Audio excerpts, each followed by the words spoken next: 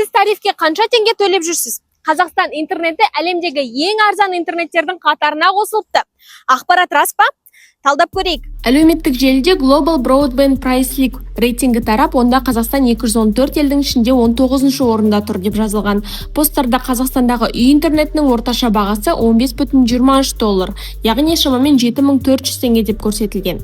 Бірақ бұл рейтинг жалпы интернетті емес, тек стационарлық кең жолақты үй интернеттерін ғана есептеген. Яғни мобильді интернет, халықтың табысы және интернетке нақты қолжетімділік бұл рейтингте ескерілмеген. Тағы бір маңызды мәселе сатып алу қабілеті. Интернет бағасы доллармен арзан көрінуі мүмкін, бірақ оны халықтың табысымен де салыстыру қажет. Мысалы, ақш-та интернет бағасы Қазақстаннан қымбат көрінгенімен табысқа шаққанда айырмашылық аз. ақш-та 0,76%, Қазақстанда 0,79%. Ал Германияда интернеттің орташа бағасы жоғары болғанымен ең төменгі жалақыға шаққанда тұрғындар оған табысының аз бөлігін ғана жұмсайды. Интернет бағасы қағаз жүзінде арзан көрінуі мүмкін, бірақ сатып алу бағасын ескерсек, қазақстандықтар үшін ол соншалықты арзан емес.